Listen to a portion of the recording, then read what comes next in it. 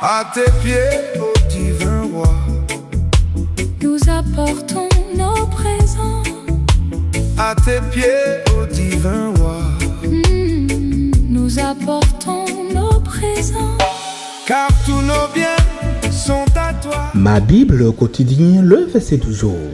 2 Corinthiens chapitre 8, le verset 5, je cite. Et non seulement ils ont contribué comme nous l'espérions, mais ils se sont d'abord donnés eux-mêmes au Seigneur, puis à nous par la volonté de Dieu. Fin de citation, glorifiez le Seigneur. Alléluia, bien-aimés auditeurs et auditrices dans le Seigneur Jésus-Christ. Paul a écrit ici aux Corinthiens pour les encourager à participer à une collecte qui était destinée à qui? Aux chrétiens pauvres de Jérusalem. Et pour les motiver, ces chrétiens-là, Paul n'a pas commencé par un ordre, il a commencé par un témoignage. Il leur raconte ce que les églises de Macédoine ont fait. Observons un peu le mouvement dans le texte, chers amis. Au verset 1 du chapitre, Paul a parlé de la grâce de Dieu manifestée dans ces églises-là. Au verset 2, il a précisé les circonstances. Beaucoup de tribulations et pauvreté étaient présentes.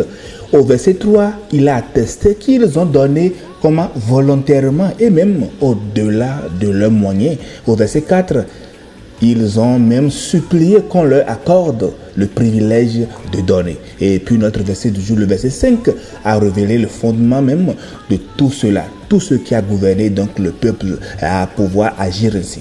Le verset 5 a commencé par « et non seulement ». Chers amis, et non seulement, c'est-à-dire, Paul dit ici ce qu'ils ont fait au-delà de ce que nous entendions. Ils n'ont pas seulement contribué comme nous l'espérions, c'est-à-dire qu'ils n'ont pas seulement donné de l'argent selon nos attentes, mais ils se sont donnés d'abord eux-mêmes. Le mot « d'abord » dans le verset est très capital, c'est-à-dire que cela révèle un ordre, il y a une priorité. Avant de donner quoi que ce soit de matériel, ils se sont donnés d'abord eux-mêmes. Le don de soi précède le don de bien. Chers amis dans le Seigneur, la consécration, elle précède évidemment la contribution. Et notons bien la double direction de ce don-là dans le verset. Au Seigneur, puis à nous. Ils se sont remis au Seigneur. D'abord, c'est la dimension verticale, la consécration devant Dieu. Puis à nous, c'est la dimension horizontale, la disponibilité au service de la communauté en fait. Et Paul le précise, par la volonté de Dieu. C'est une œuvre de Dieu lui-même dans nos cœurs. La volonté de Dieu est à la fois la source et le cadre de ce don que nous manifestons. Puis le verset 6 le confirme bien sûr dans le chapitre. Nous avons donc engagé Tite à achever chez vous cette œuvre de bienfaisance.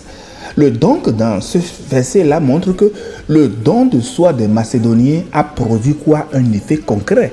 Cela a inspiré Paul à relancer la collecte à Corinthe.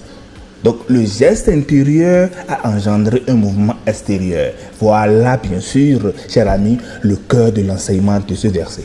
Le vrai don, dans la perspective de la parole de la Bible, n'est jamais d'abord une question d'argent. C'est d'abord une question d'appartenance.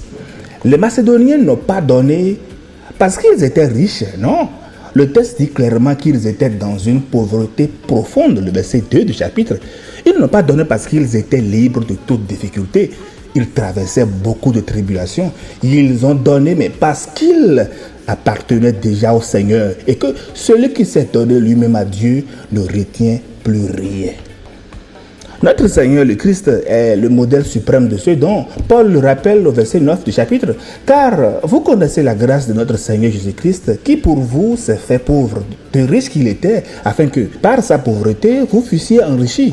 Donc dans ce chapitre, chers amis, le don des Macédoniens est un reflet de celui du Christ. Jésus ne s'est pas contenté de donner des bénédictions depuis le ciel. Il s'est fait quoi? Il s'est donné lui-même.